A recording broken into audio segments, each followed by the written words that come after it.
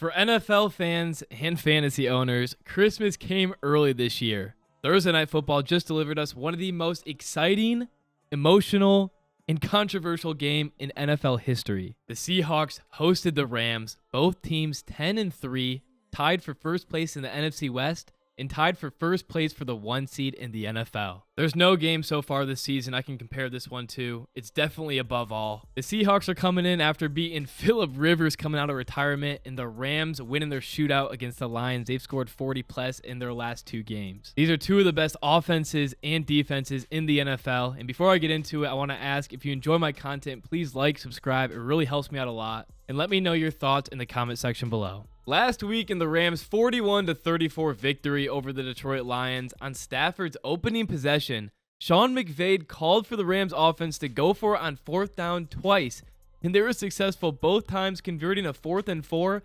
and 4th and 8, both to Puka Nacua. And as a Lions fan, I'm still sad about that 4th and 8 conversion. Anyway, in Stafford's opening possession against the Seahawks, Sean McVay would keep the offense out on the field twice again.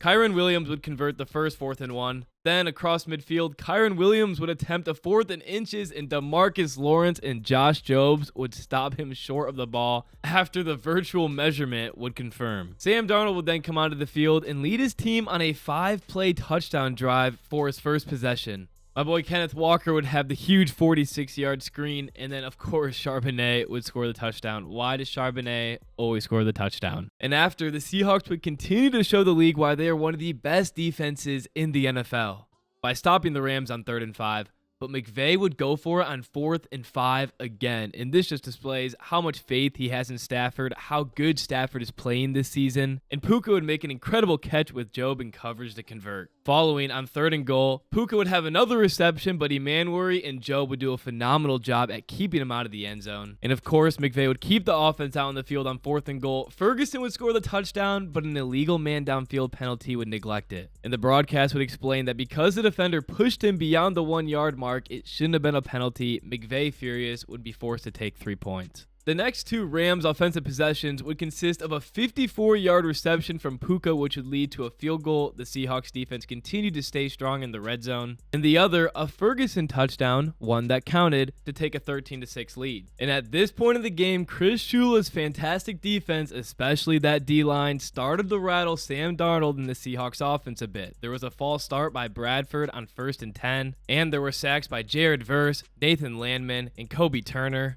It wasn't that bad, but it definitely was enough to make you a little worried thinking about the Seahawks in the rest of this game. And with just over 2 minutes to go in the second quarter, Kenneth Walker would get a 1st down on a 3rd and 16 run. And on the next play, Cooper Kupp would bring the Hawks into the red zone, but Cameron Curl's helmet on the tackle would jar the ball loose, send it flying, and the ball would fly to the 1. The Rams would recover, and Sean McVay would be super pumped up. And on Kobe Durant's recovery, the Rams would be lucky that they would rule it a touchback, which would bring us into halftime. LA up 13-7 on Seattle. And after a good start defensively and an opening possession touchdown, not the way you would want this game to go for the Hawks. But faith would be instantly restored. 4 plays into the 3rd quarter, Kenneth Walker would take it to the right for a 55-yard touchdown, tying up the game at 13. And I don't know if it was just me, but Kenneth Walker was looking extra fast last night. Sadly, though, after that happiness spike with K9 tying the game, the Seahawks vibes would go back to being low like they were in the second quarter. Xavier Smith would catch a 48-yard bomb from Stafford to set up a field goal. Sam Darnold would be under pressure. The offensive line would be called for another false start. Nothing was coming easy for Seattle, and to this point, K9 had been their only success offensively. And on 3rd and 8, Darnold would look left to Shaheed, but would miss Josh Wallace sitting back in coverage, picking him off, returning the ball to the 1. Come on, Wallace, that has to be a pick 6. K9 would score the touchdown, but Blake Corum would end up scoring anyway. Even though Wallace didn't return it, still a very impressive interception. Looks like he's going to roll and cover Kupp, but reads the play perfectly. Seattle now down 9 with 6 minutes to go in the 3rd quarter, and Chris Shula's defense would keep the pressure up on Sam Darnold. Jaxon would get a catch for 12 yards on 2nd and 10, but Michael Dickerson would come out to punt. And Stafford, with the lead in another possession, the NFL's most likely MVP at this point, which is huge, would find Xavier Smith on 3rd and 3 for 9 yards, and then Puka Nacua on 3rd and 3 for 58 yards, setting up a Nacua 1-yard receiving touchdown on 3rd and goal. But don't fear, Sam Darnold would show life, finding Jaxon for 27 yards on 1st and 10, right back to him for another 9 yards on the next play. A long first and goal, Jaxon would pick up 4. Second and goal, Darnold under pressure would be forced to throw it out of bounds. Third and goal, Darnold would look Jaxon again, but Kobe Turner dropped back in coverage, and this 300-pound man picked off Darnold at the 2. And at this point, it feels like the Rams just secured the 1 seed in the NFC. They're up 2 octopuses, not even 10 minutes to go in the fourth quarter, as the Seahawks turn the ball over for the 3rd time in the red zone.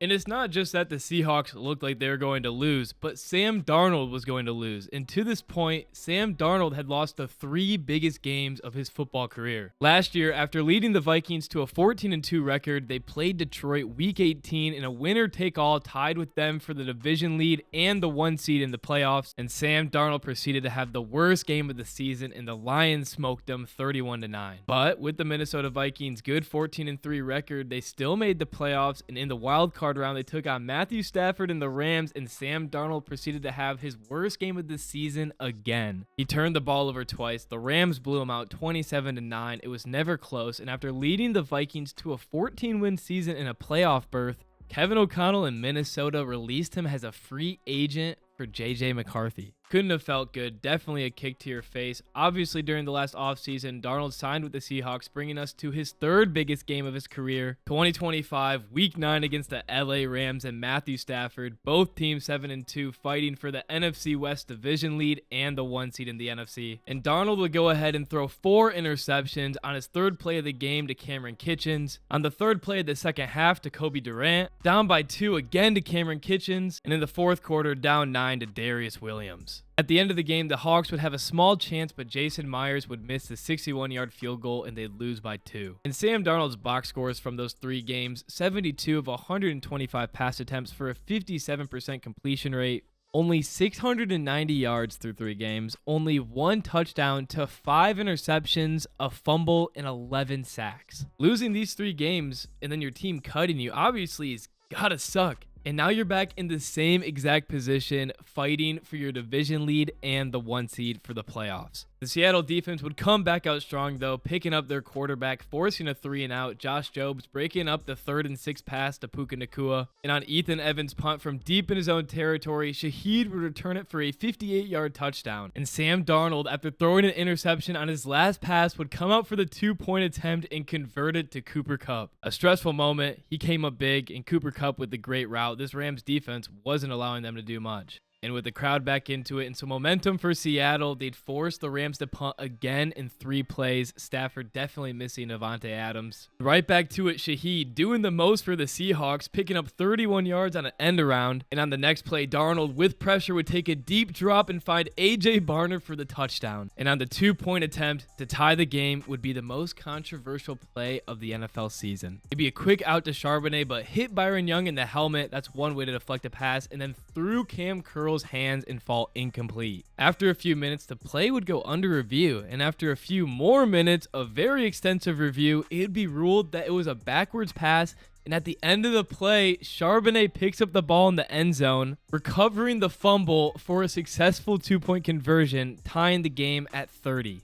Absolutely insane play. I'm not sure if he was picking it up because that's what you're taught, just pick up every ball that could possibly be a fumble, or if he was just picking it up to hand it back to the ref, being a good guy. It was clearly a backwards pass, and Charbonnet definitely recovered it in the end zone. Cameron Curl needs to catch that interception. But Sean McVay was very frustrated about this play, and I agree with him. The play was called dead before Charbonnet recovered the fumble or the incomplete pass. So that doesn't really make sense. I feel like I can remember scenarios in the past where you're not able to recover the fumble even after the review because the play was called dead before the recovery. And I thought you weren't allowed to advance fumbles anymore. So that part, I guess I just don't understand. But now with the Seattle crowd extremely loud, very alive, I mean, they just watched a 2-point attempt that failed. Randomly, the refs come out and say, actually, you guys converted it. It's a tie game. They would force the Rams to punt, but after a huge sack, Seattle would punt it right back. Stafford would lead them down the field, but Harrison Mavis would miss the 48-yard field goal. Then, after another big sack on Darnold, they'd punt the ball back to the Rams. Stafford would get them to midfield, but then the drive would stall out. And that would take us to overtime.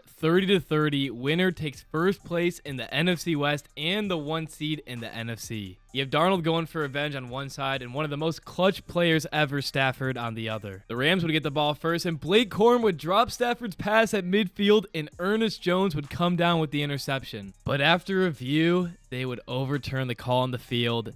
And all I'm saying is that interception looks a lot like Parkinson's touchdown last week. The Seattle defense just thought they nearly won the game. Now they had to come back out and play defense, and 3 plays later, wide open over the middle of the field, Puka Nacua for a 40-yard touchdown to take the lead. With the new overtime rules, Sam Darnold gets a shot. Thank you, NFL, for actually giving us something we want. Jaxon would make an incredible toe tap catch on the sideline. It really felt like Puka and Jaxon were just dueling off in this game. Then Darnold would deliver a dime to Cooper Kupp for 21 to get him in the red zone. And on 1st and goal, Sam Darnold would sit back in the pocket and find Jaxon for the touchdown. And McDonald calls for the offense to stay out on the field and go for 2. They want to win this game.